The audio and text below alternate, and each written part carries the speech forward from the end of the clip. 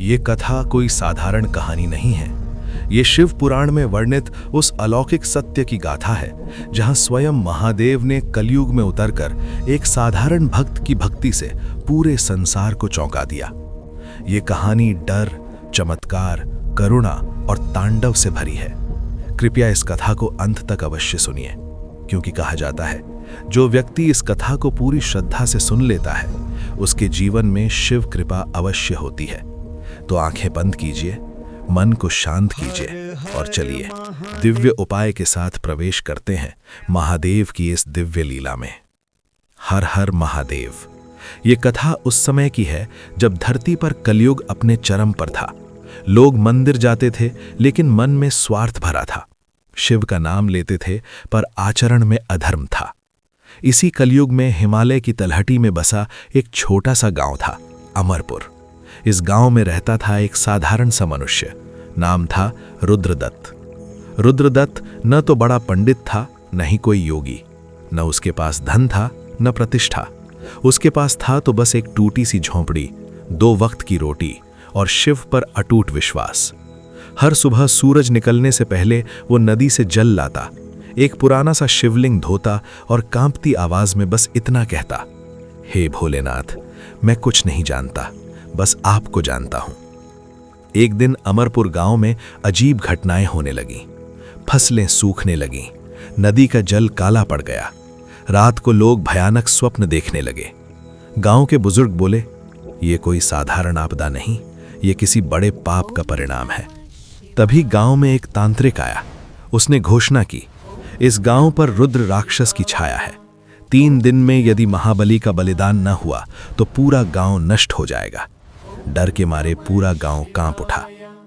तांत्रिक ने सबको चौंकाते हुए कहा, इस गांव में केवल एक व्यक्ति ऐसा है जिसका बलिदान रुद्र राक्षस को शांत कर सकता है, रुद्रदत्त।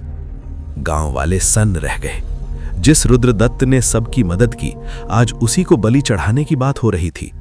रात को रुद्रदत्त शिवलिंग के सामने रो रहा था, हे महादेव, यदि मेरी मृत्यु से गांव बच सकता है तो मैं तैयार हूं।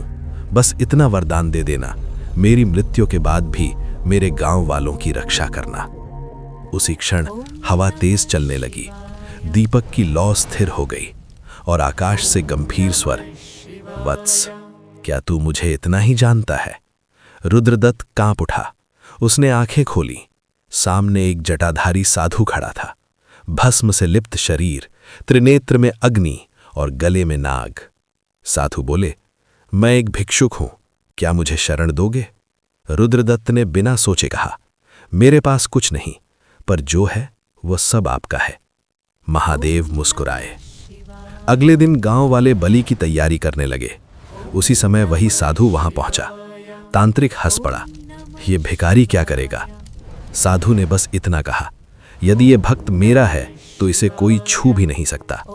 अचानक आकाश में बादल गरजे, धरती कांपने लगी, नदी का जल फिर से निर्मल हो गया। तांत्रिक ने मंत्र पढ़ने शुरू किए, लेकिन मंत्र उल्टे पढ़ने लगे। तभी धरती फटी और रुद्र राक्षस प्रकट हुआ। राक्षस ने गर्जना की, मुझे बलि चाहिए। साधु आगे बढ़े और अगले ही क्षण पूरा आकाश तांडव से गूंज उठा। जटाएं खुलीं, गंगा प्रकट हुई, त्रिशूल उठा। मैं हूं महाकाल। एक ही प्रहार में रुद्र राक्षस भस्म हो गया। गांव वाले भय और भक्ति से कांपते हुए गिर पड़े। महादेव ने रुद्रदत्त से कहा, वत्स, तूने बिना शर्त मुझे चाहा, आज से ये गांव तीर्थ होगा। महादेव अंतर्ध्यान हो गए। आज भी कहा जाता है, अमरपुर में जो सच्चे मन से ओम नमः शिवाय बोलता है उसकी झोली कभी खाली नहीं रहती।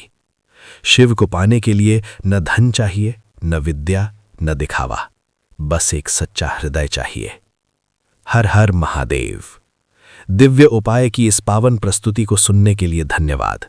इस कथा से हमें यही सीख मिलती है कि महादेव को दिखावे की नहीं, सच्चे हृदय की भक्ति चाहिए। जो उन्हें आंसू से पुकारता है, विश्वास से याद करता है और बिना शर्त उन्हें मानता है, महादेव स्वयं उसकी रक्षा करते हैं। यदि ये कथा आपके हृदय को स्पर्श करे तो इसे दूसरों तक अवश्य पहुंचाइए, ताकि और लोग भी भोलेनाथ की इस दिव्य महिमा को जान सकें। ऐसी ही अलौकिक, चमत्कारिक और जीवन बदल देने वाली कथाओं के लिए दिव्य उपाय चैनल को अपने हृदय से जोड़ लीजिए।